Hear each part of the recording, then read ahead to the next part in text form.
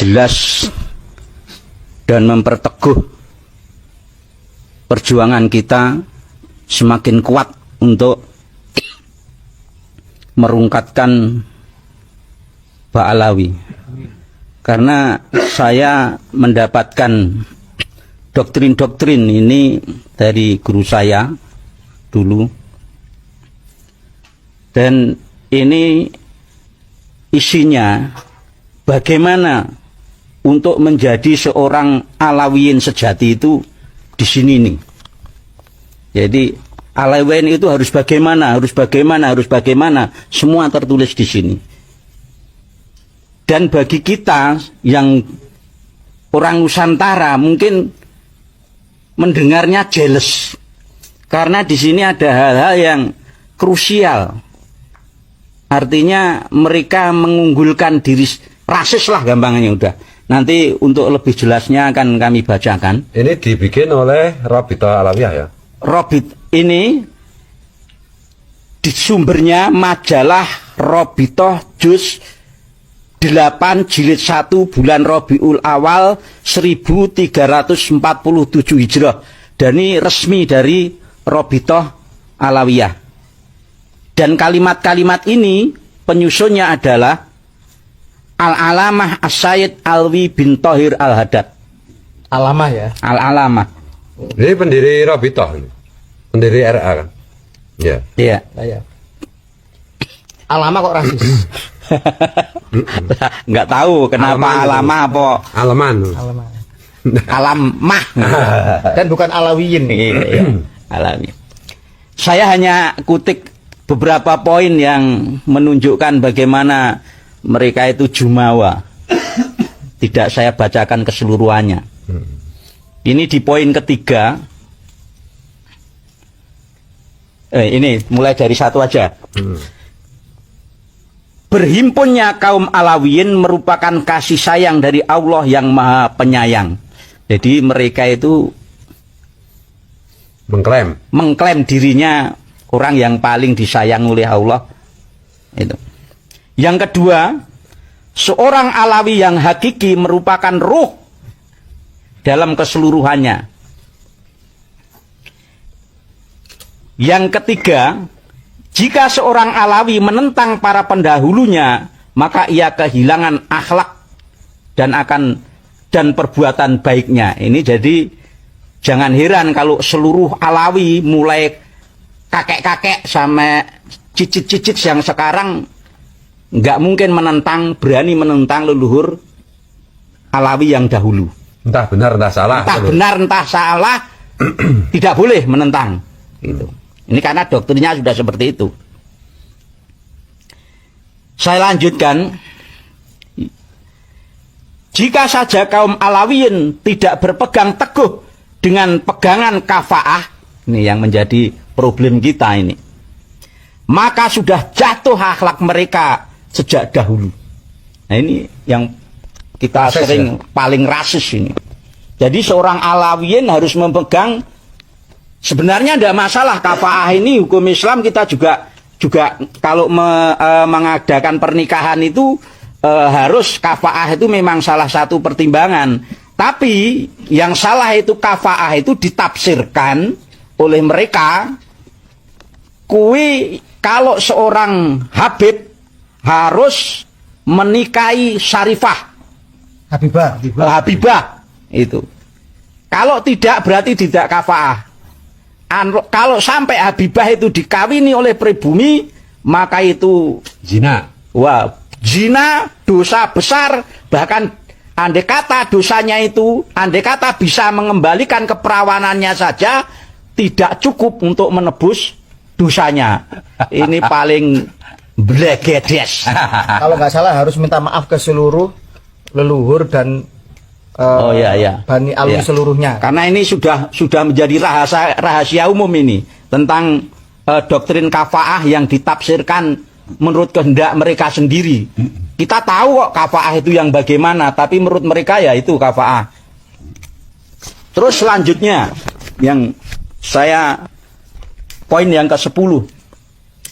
Kekayaan kaum Alawiyin di Jawa akan kembali menjadi kemiskinan yang parah dan bercerai-berai selama mereka tidak memelihara pagar agama dan tolong menolong di antara Alawiyin. Ini.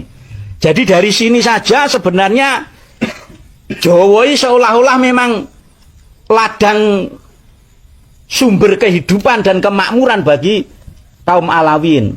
Jadi sampai dituangkan di dalam doktrin ajaran di antara Alawiyin sendiri. Dan menolong bukan untuk seluruh umat muslim atau tapi khusus Alawiyin. Jadi Alawiyin for Alawiyin kan gitu. Jadi ini mafia kayak saya jadi teringat The Godfather itu. Dan Vito Corleone.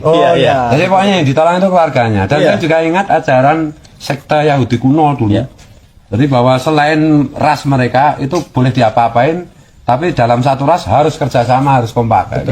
Ini sama DNA Bani Alwi ini dengan Al Capone sama. Grupnya sama. Iya, dan Vito Corleone itu kan inspirasinya Al Capone. Sama, Jadi hasil kerja mereka di Jawa, mengeruk kekayaan orang Jawa, itu kalau tidak dimanfaatkan untuk saling menolong di antara mereka, maka oleh kata mereka tidak ada keberkahannya. Nah, pokoknya wong Jawa ibu kebagian apa nih? Iya. Bagian dihapusi. Ini yang 12 nih. Wah, ini benar-benar sangat-sangat melecehkan saya sebagai orang dusun ini. Gimana? Jika seorang Alawi bercampur dengan orang dusun, ia akan menjadi beku dan membatu. Dan jika ia terlalu bercampur dengan orang-orang umum, maka ia akan menjadi terlalu longgar sehingga tak dapat menjadi kokoh sebagai seorang Alawiyin. Gendeng gak ini? Gendeng. Ya, sombong ya. Sombong. Jadi Bhinneka Tunggal Ika itu bisa berjalan dengan kesetaraan, dengan keterbukaan, dengan pembauran. Tetapi ini kan sudah ingin membentuk masyarakat yang eksklusif, sehingga ketika bercampur dengan pribumi atau bahasa dusun dan umum, bahasa hinanya itu orang dusun atau orang umum, artinya mereka kan orang khusus gitu maksudnya. Ini orang umum, maka mereka akan menjadi turun derajatnya, turun grade-nya, turun kualitasnya, menjadi orang yang beku dan membatu. Dan ini juga bertentangan dengan ajaran Wali Songo. Betul. Yaitu wong urip kudu urap. Ya, itu bertentangan juga dengan ajarannya Rasulullah. Pasti. Ya, Rasulullah kan mengajarkan kesetaraan. Tapi herannya saya loh ya. Kok ya ono wong sing percaya? Logikanya di mana iki para muhibin? Mereka dianggap orang dusun, dianggap orang umum, yang dianggap orang rendahan. Ahwal. Yang boleh diinjak-injak, boleh ditipu, boleh dicuri anak perawannya. Honden and Inlander for Masya Allah. anjing dan pribumi dilarang masuk. Forbidden. Longgar itu kan pribumi harus yang longgar. Oh iya. Karena dia yang longgar. Ini saya teruskan ya. Lanjut. Nah ini lagi. Ini iming-iming bagi kaum muhibin. Makanya muhibinnya itu mesti paten karena sudah diiming-imingi di sini. Jika perasaan untuk membela kaum Alawiyin mengalir dalam tubuh seseorang, maka berilah kabar gembira bahwa mereka adalah orang-orang yang akan memperoleh keagungan dan kemuliaan. Ini. Maka pantesan menipu ini. Kemarin itu ada satu tuan guru bilang, ada satu Habib di Kalimantan itu bilang, pangkat muhibin itu adalah wali. Wali kukun. Kalau anakmu tak ambil jadi istri siri, terus nanti punya anak, nanti anak cucumu turunan Nabi. Ternyata turunan Yahudi. Turunan Yahudi ya. Yahudi ini KW. Yahudi KW lagi. Yahudi palsu. Ya Allah. Tapi heran saya dulu kok ya iso ya. Enggak apa-apa. Lebih baik terlambat daripada tersesat selamanya. Sekarang bagaimana nggak tertarik wong kalau kita membela Alawi dijanjikan kemuliaan dan keagungan. Siapa sih nggak pengen? Oh, manusiawi kan. Padahal faktanya cuma dijadikan kuda. Kuda. Ini ya nih. Jadikan getibal, jongos. Orang-orang Alawiyin akan mendapatkan manfaat dengan perhimpun, tetapi tolong menolong mereka akan memperoleh manfaat apabila tolong menolong mereka di antara kaum Alawiyin semakin kuat. Oh, ini jadi peneguhan lagi. Persatuan mereka memang kuat, satu sama lain saling support, saling bersatu. Sementara kita awake dhewe iki jarine meh merungkatkan mereka. Kadang-kadang ada friksi sedikit saja Urusan capres Padudon. Padahal Alawiyin dah doktrin mereka bersatu kuat, menafikan segala macam perbedaan dan friksi, karena persatuan mereka adalah sumber kekuatan untuk saling menolong dan meneguhkan kealawiyinnya. Kok ngene arep menang piye to? Dul. Ngaten Yai. Berkali-kali mereka mengatakan Alawiyin. Ini udah kalimat pembodohan. Alawiyin adalah anak cucu keturunan Ali. Kan apa jamaknya? Maka dalam mereka bukan keturunan Ali, mereka keturunan Yuya, Yuyanya Fir'aun, kan gitu.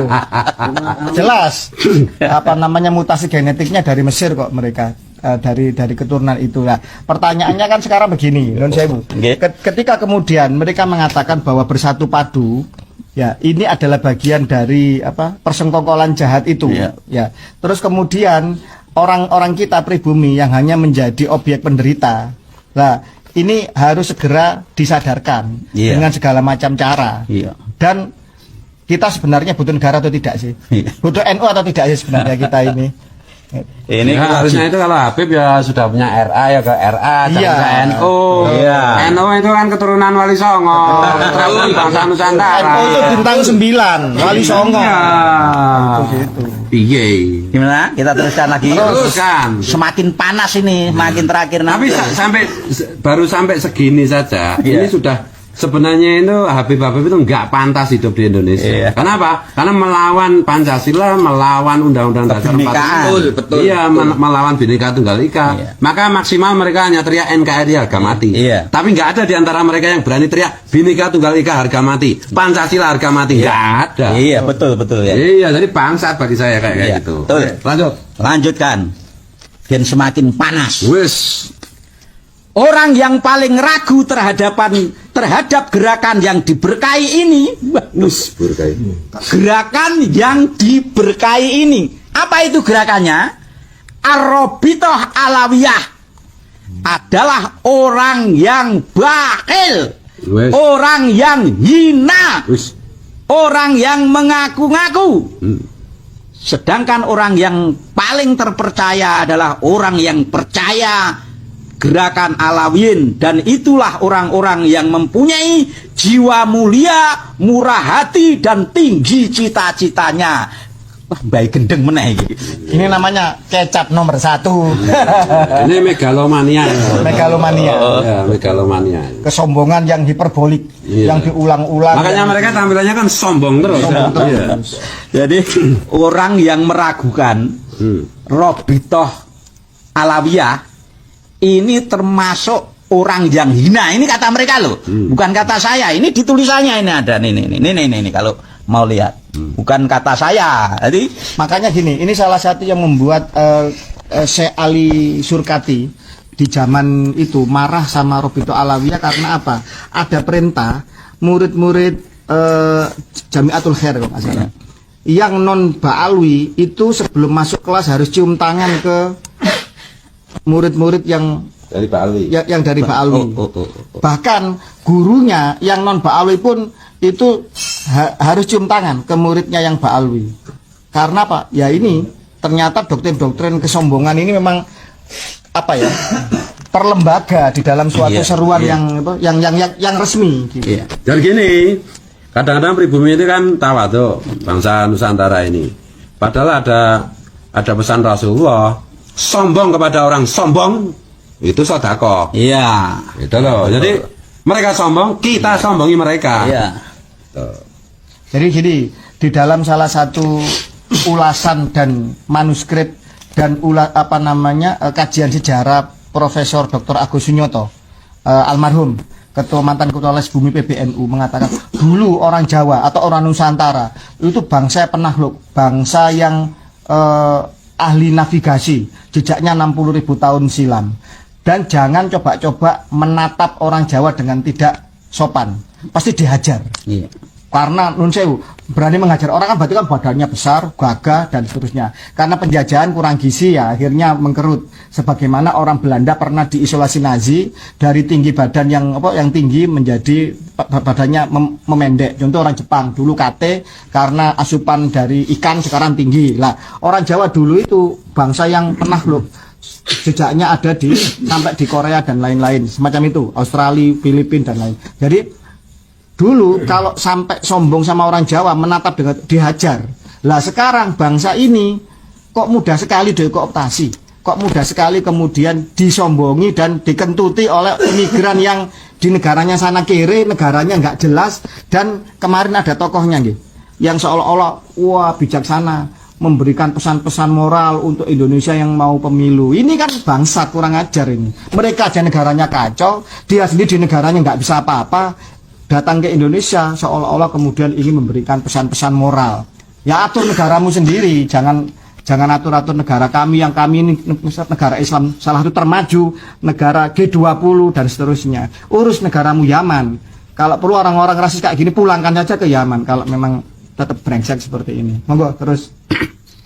Wah ini maka untuk meneruskan mata rantai agar tidak terputus di antara para Habib Alawi ini, mereka bikin doktrin lagi yang ke ini 24. Siapa di antara kita yang mengetahui kedudukan pendahulunya di sisi Allah sangat tinggi, maka dia tidak akan lemah hatinya.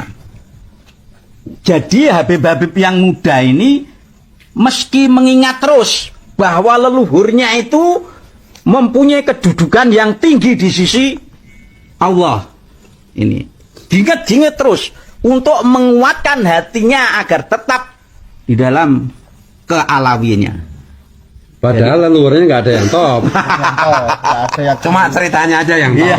Iya. Dibikin-bikin. Ya Puluh kali minum.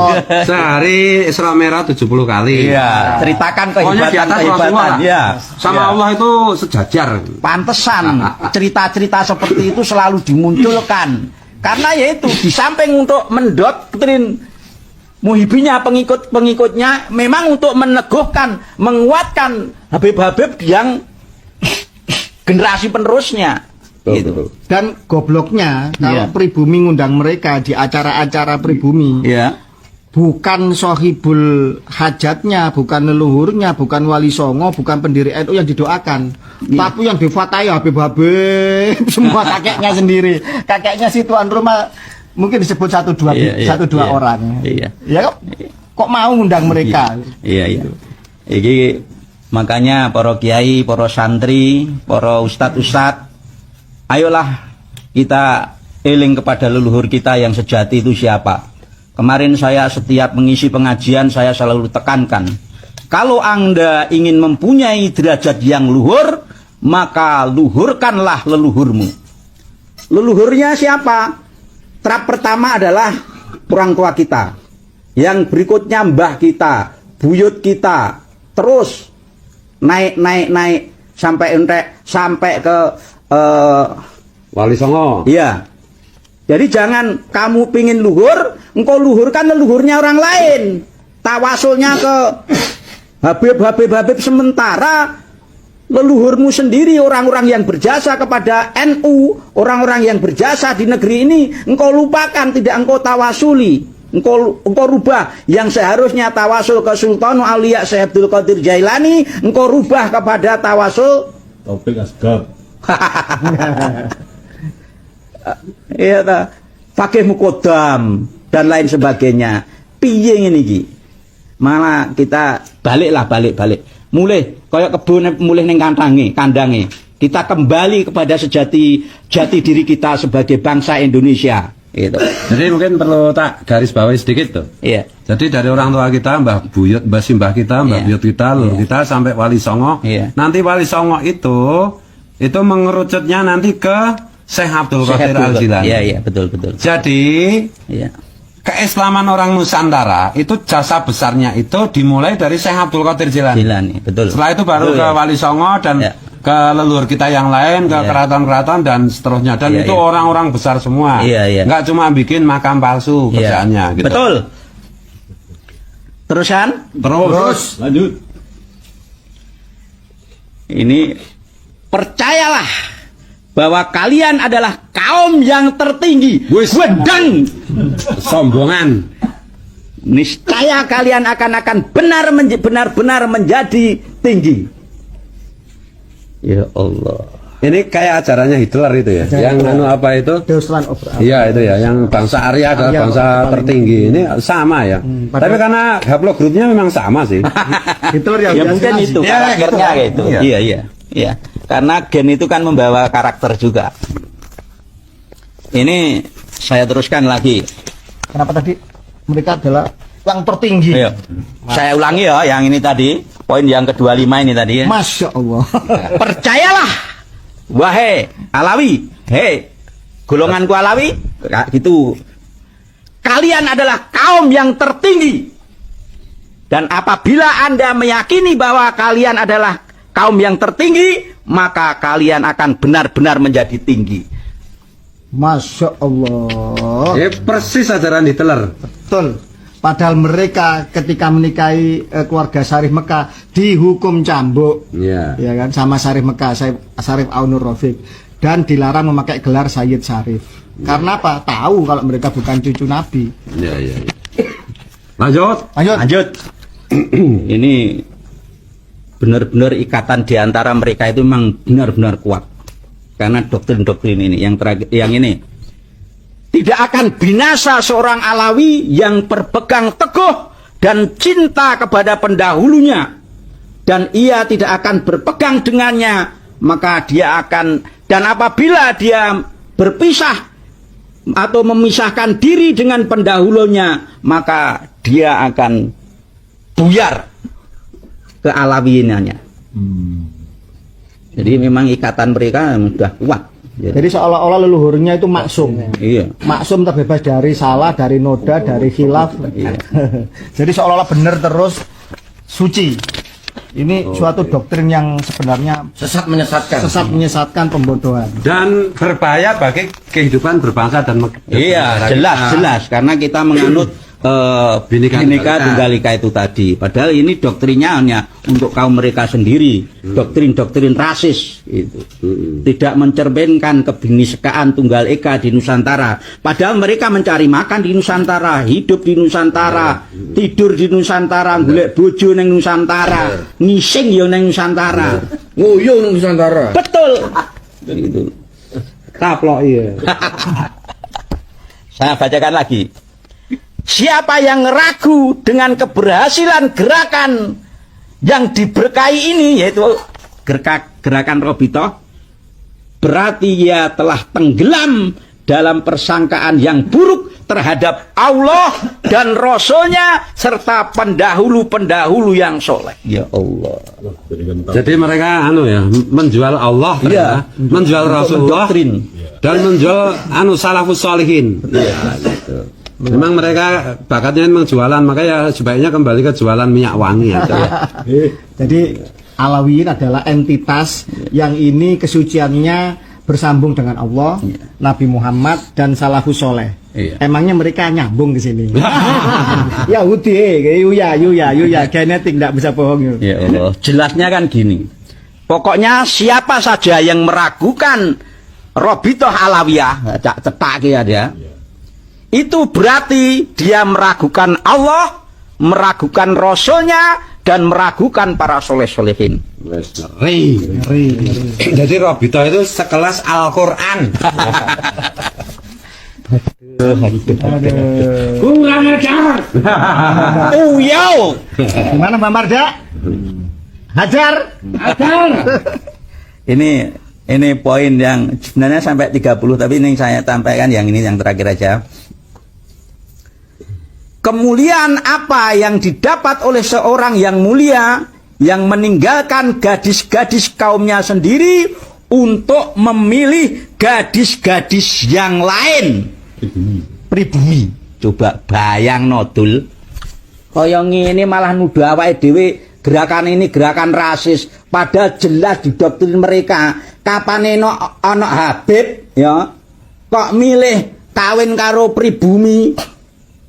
Itu sudah jelas dikatakan di sini tidak akan memperoleh kemuliaan karena meninggalkan gadis-gadisnya yang lebih cantik Alawi. Habibah. Coba. Kalau sampai ke tapi faktanya ya apa mergo karena geragasnya ya.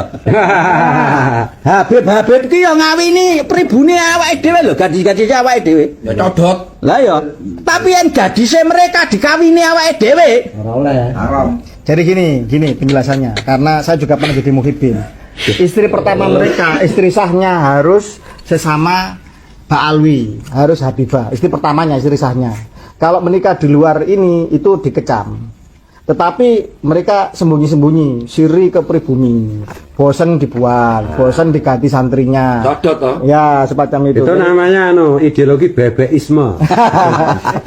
Sekarang gini, rasisme itu adalah ketika seseorang menyombongkan rasnya, merasa lebih tinggi. Sekarang pertanyaannya, boleh nggak orang Jawa dikawin sama orang Batak? Boleh nggak? Boleh. Sama orang Sunda? Boleh. Sama orang Bule? Boleh. Sama siapa aja boleh? Boleh. Suku yang lain Nusantara kan juga sama. Nggak ada boleh. masalah. Ini namanya kesetaraan. Ini namanya pembauran. Ini namanya kebinekaan. Tetapi mereka sudah mengatakan bahwa kami yang ras tertinggi, ada tertulis, dan kami harus menikah dengan sesama ras tertinggi. Ini suatu kejahatan dan kebiadaban di Nusantara. Yang ini masih ada hingga Indonesia merdeka. Makanya ini adalah apa? Dusta di alam kemerdekaan. Iya. Sampai kapan kita benar-benar merdeka? Kalau kedustaan ini, kalau kebohongan ini, kalau rasisme ini masih menjangkiti dan menjadi virus di Nusantara. Bahaya ini. Harus segera diamputasi. Kalau nggak bisa disadarkan ya diamputasi. Ini ajaran yang sesat menyesatkan, baik dalam perspektif agama Islam maupun perspektif kebangsaan. Iya. Jadi ini pemerintah harus turun tangan dong, menertibkan itu. Kalau nggak mau Pancasila, nggak mau Bhinneka Tunggal Ika ya, yang nggak usah di sini. Iya betul. Kalau pemerintah atau penyelenggara negara ternyata diam saja membisu mereka yang telah dipilih oleh rakyat, makan dari pajaknya rakyat, digaji oleh pajaknya rakyat, mereka sama saja dengan mengkhianati ideologi bangsa Pancasila itu sendiri. Betul. Tujuh. Ini ajaran-ajaran yang dalam bahasa itu bahaya laten untuk kebangsaan kita. Iya, betul. Saudara-saudara semua, karena ini dokumen yang sangat penting dan saya ingin menitipkan dokumen yang penting ini kepada beliau Gus Fuad untuk disimpan. Siap. Kalau nanti ada orang yang protes, itu gawe-gawe ini. Oke. Ini sumbernya jelas. Siap. Demikian. Mudah-mudahan ini memberi kesadaran bagi kita semua. Ternyata benar-benar mereka itu rasis. Tapi maling teriak maling. Mereka yang rasis menuduh kita sebagai rasis. Mereka yang membegal nasab, mereka nuduh kita begal nasab. Yaitu maling teriak maling itu tadi. Dari saya cukup sekian, mudah-mudahan bermanfaat bagi kita semua. Amin. Assalamualaikum warahmatullahi wabarakatuh. Luar biasa. Merdeka. Ini ada 4 channel YouTube. Boleh diupload di